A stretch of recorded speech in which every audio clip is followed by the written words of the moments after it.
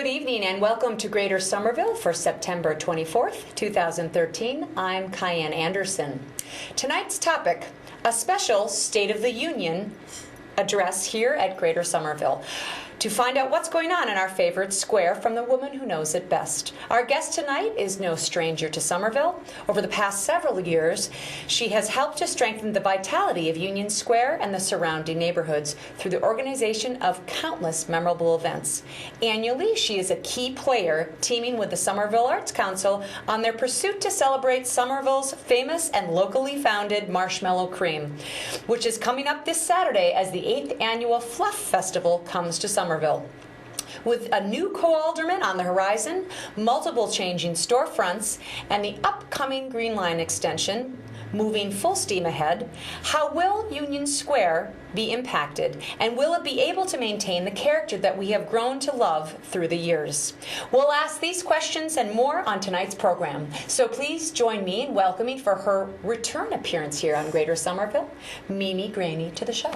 Thanks, Cayenne. Welcome to the show. Thanks. So, you know, it's kind of funny because I always run around on Tuesday nights and be like, okay, what am I going to wear? What, oh my God, because you have limited outfits that you can wear. I know Joe says the same thing because he's watching at home. But tonight we knew what to wear.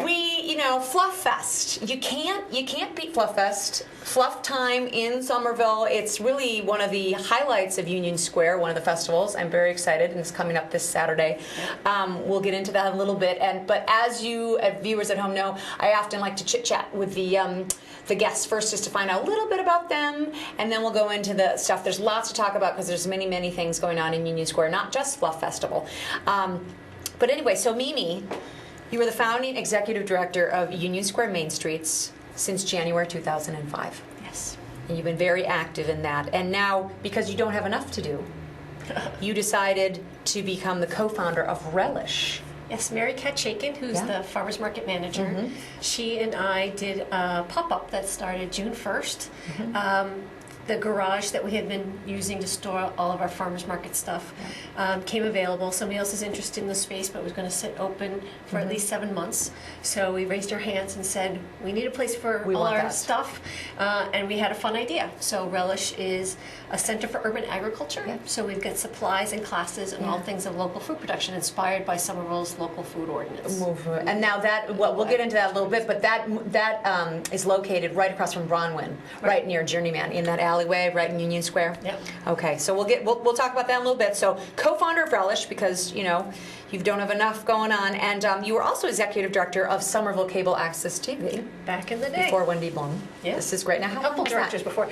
I was a member of SCET like 1991.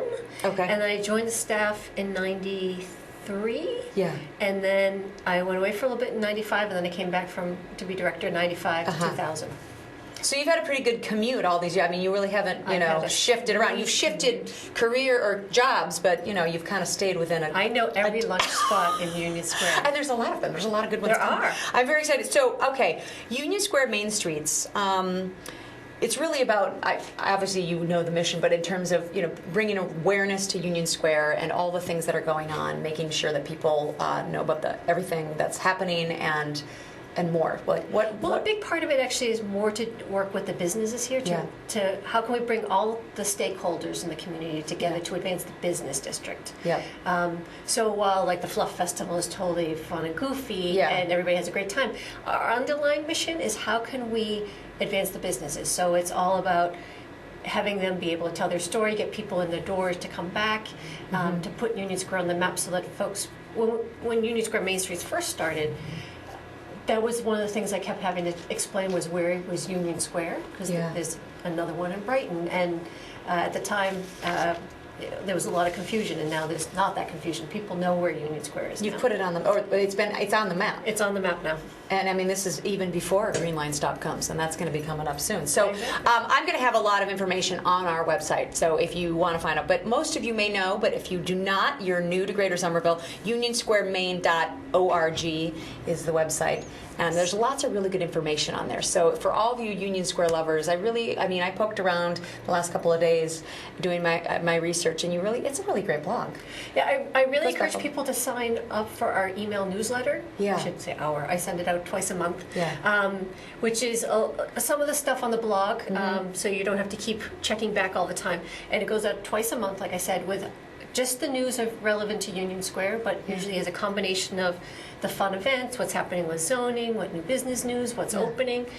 So it's not just business. I mean, it is business news, but there's all sorts of it's community news. Community okay, news. so that's important. You know what? I forgot to mention, folks. If you do want to call in, I have gotten the habit of not putting the number up because I get enthralled in what we're talking about, and I don't want to get interrupted. But I will be interrupted because I know a lot of you want to probably talk to Mimi. 617-628-9876. We'll just have to keep an eye out for the blinking light there if we see it. So.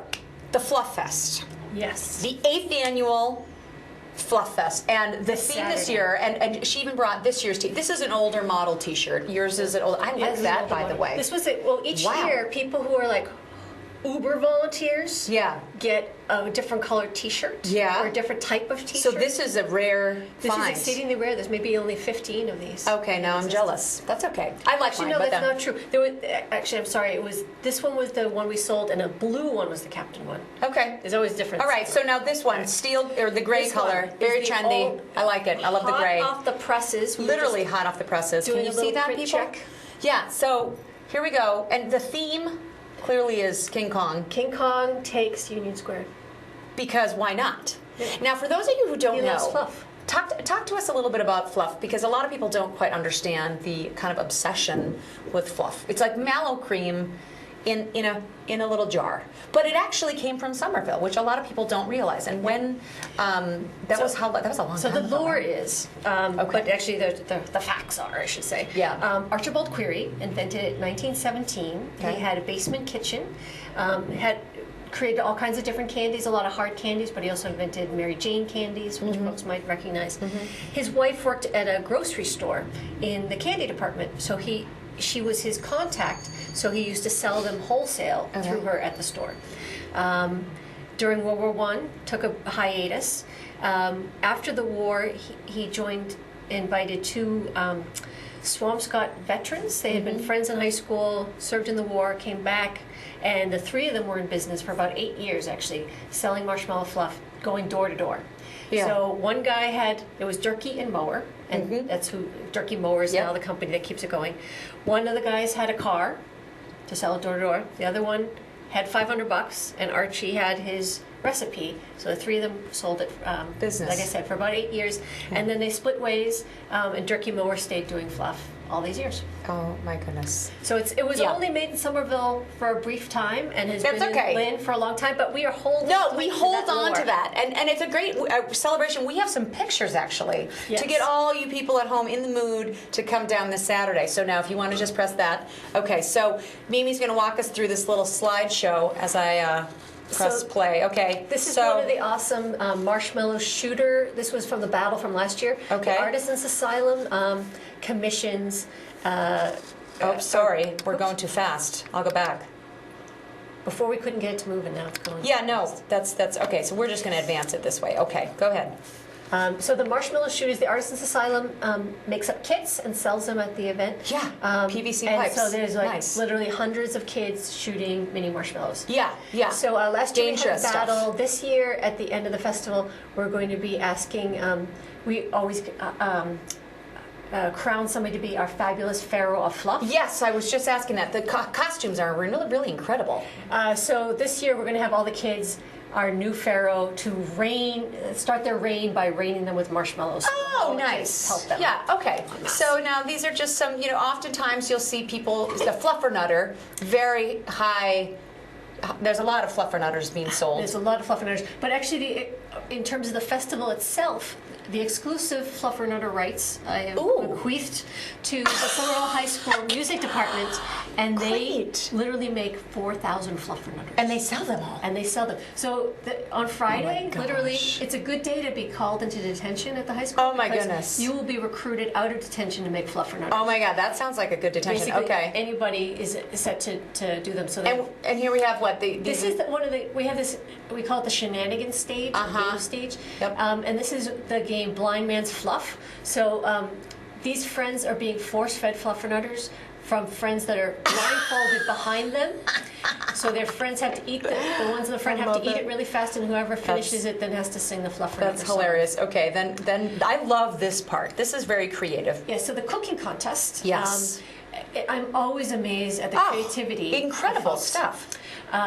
And whoever wins the grand prize from the cooking contest gets a tour inside the Durkee Mower Fluff Factory. Get out of here. Which is exceedingly difficult to get into. So question, what's the ratio here of fluff? Do you have to have a certain percentage? We do not mandate the percentage. Really? Oh, see, but look at I'm all about rules, but that's okay. extra points kicked in about the creativity used in engaging fluff. And all right. Create a presentation, there's a special youth category. And how do you get in to be a cook? I mean, do you have to apply well in advance? I would think that sells out quite readily, right? No, to apply to be in the cooking contest, you just show up between 2:45 and 3:15, so the beginning part of the festival, with 6 samples and a copy of your recipe. You can look on our website for all the details. Yep. Okay. This year we've got, once again, an amazing lineup of judges. We've got somebody from Cooks Illustrated magazine. Oh my goodness. It's I mean, there's some real foodies here. Here's some more. What was it? So you don't have to go just sweet, you can go savory. So these were called Archie's $500 sliders, inspired by his $500 contribution for the recipe. That's hilarious. So this was like a pulled pork sandwich that they made. Wait a minute, but where's the fluff? It was in the barbecue sauce. Okay, fair enough. I don't know. Okay, cotton candy. Look at everyone having a good time. Made out of maple syrup by Hollis Hills Farm. Love it. Lots of local. You get a really big crowd. I mean, this is crazy. You shut the street down. This is no joke. Yes, and I had to warn Boston and Cambridge about the impact of the traffic. Yeah. And the MBTA is being routed this year because it is tough to. We highly encourage people to walk here. Yep. But thanks to A4 Pizza and Cash for Your Warhol, they have sponsored 2 pedicabs. I love it. We highly encourage you to come here. Keeps getting better, Mimi. Square or park way over by Innerbelt. The stops are going to be over by the Holiday Inn to ferry you in for free. The pedicab ride. Love it. Love it. Okay, now this is obviously some gentleman. The fluff hairdo contest, which is the highlight of the shenanigans stage. I will probably pass on that, but I love the idea. And now here's a pharaoh. Yes, so that was actually that's it's sort of a growing royal family because each year we crown a new person. So Christina on the left was our first pharaoh, and then Brian was a pharaoh a couple years. Can you ever repeat? Or is this kind of like Miss Universe? You can only do it one time. You can only do it once, but then you're emeritus. Is that how you pronounce it correctly? So that you're always forever part of the family. And you come got back. it. Okay. So this year, actually, to be Pharaoh, we have commissioned this thing called the Fluffatron 3000. Oh. Which is going to be it's very official. It's very official. We have got a local engineering company that they're going to kill me for forgetting their name. It's DGF Engineering here in Somerville, and they are working out the physics to make this work, but basically it will be an incredibly fun thing to engage you. Okay, I'm excited. Engineers are wacky. Now this is just like obviously a little... This is fluff jousting. Oh my goodness. Take a pool noodle, cover it with fluff, and you get to that looks very sticky. It looks like off of your thing. So this is Monica Ng, who has won several times the grand prize for the cooking contest. Ooh, she's a tough one to beat, She's a tough one to beat, but she's out of town this year. Whoa! So there's an wide open. Wide open. Okay, well, everybody at home who's really inspired by fluffernutters and all that, you should definitely. And then this is just beer. No, it's not just beer. It's the Fluffelmoose. Oh my god! So all the bars, in particular, and the restaurants, find innovative ways combined with fluff. This is a partnership between Pretty Things Brewery and Precinct, and they take one of the fabulous beers and put malted fluff on top. Oh my goodness. Which apparently is much better than it sounds. Oh my goodness. But I'm always impressed, like Casa B had sort of a fluff empanada and also like this rum cocktail. It takes over the square. Yeah, Mama Gina's does a sweet pizza with pineapple and fluff. It's amazing. Lots of games, good place for the kids. Yes, all the games are free. All the games are free. There's bands and all the like. So I think we're going to switch back. I think that might be the last slide. We're going to switch back just because we do have a lot of other things to talk about and we have a limited time on the show. But definitely check out Fluff Festival. It's really one of the highlights of Union Square, and it's just raises awareness. This Saturday. This Saturday from 3 to 7. Be there, be square, or be in the square. So Union Square, lots going on. Specifically, hey, for those of you, you have 15 minutes to go out and vote if you haven't voted for the preliminary elections.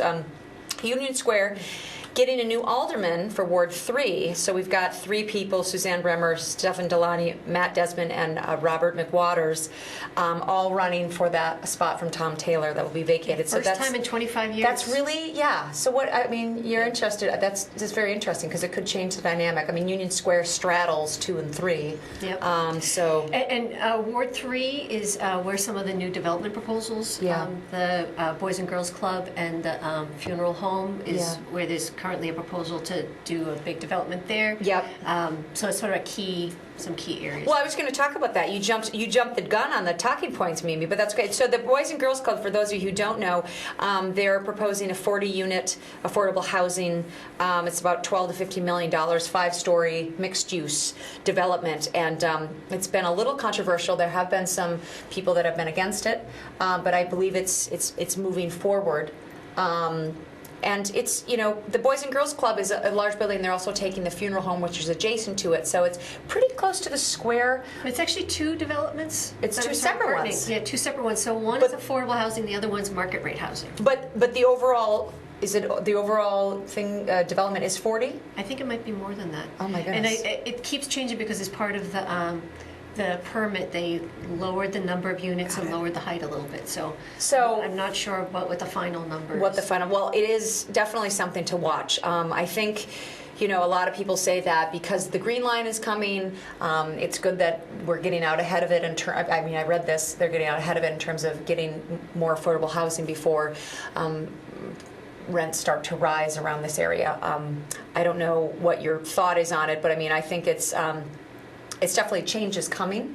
And I think that, we were talking earlier that there's a lot of things in terms of revitalization planning, changing the zoning, the rezoning of Union Square. I really think, I'm curious what your thoughts are, because I know that there's a lot going on, and do you think it's for the better, or are there areas that you would like to see change? Well, the priority for Union Square Main Streets is on business development and spaces for people to work.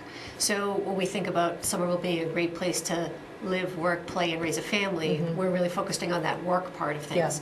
Yeah. So some of our concerns on the developments is, especially with some of these mixed-use developments, is that there's actually commercial spaces in there, and that they're large enough to actually be able to accommodate the types of businesses that would be appropriate to have in the neighborhood.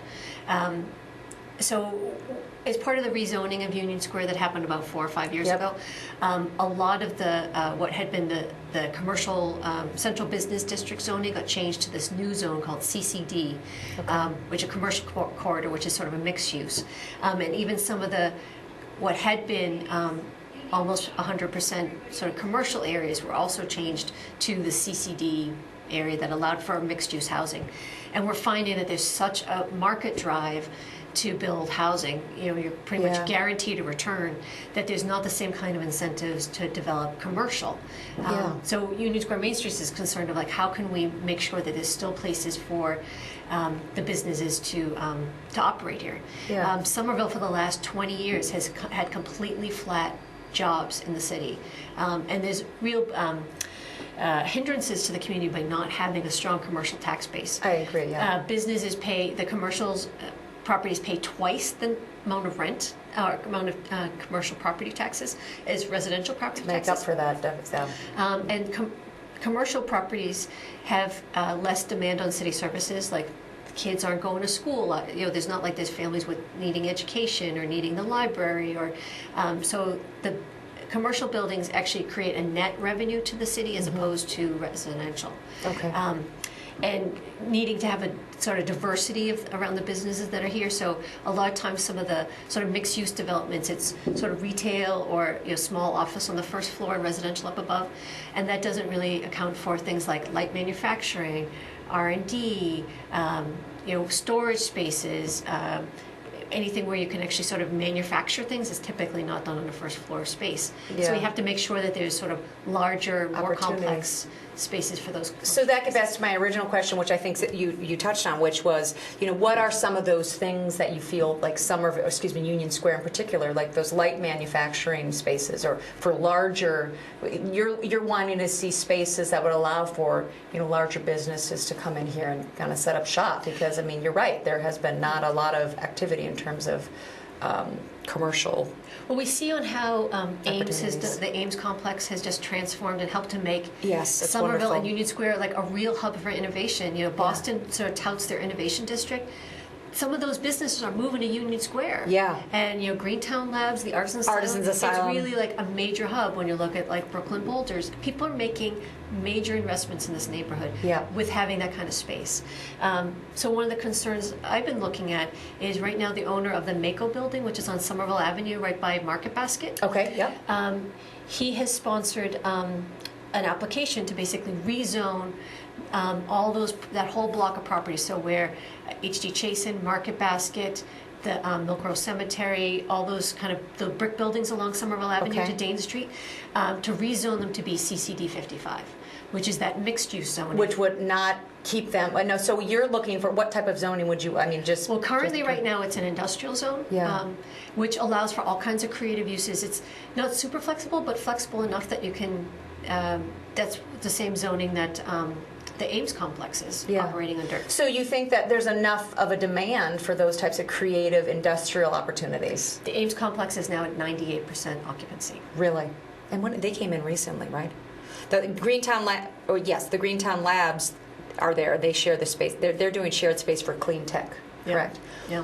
And the artisan side. Yeah, I really so now that that's full, like to see those. It makes sense that the businesses that want to be near that other cluster that we developed are going to be looking right across Dane Street to those other properties. So it seems like really bad timing to think about leveling those buildings to put residential. Well, inevitably that's the decision of the city, correct? In terms of how they kind of decide to make it that zone or keep it in the industrial area. But so what would you recommend in terms of people if they want to hear the voice? Because it is a valid point, I think, for those of us who love Union Square as it is and want to see it grow.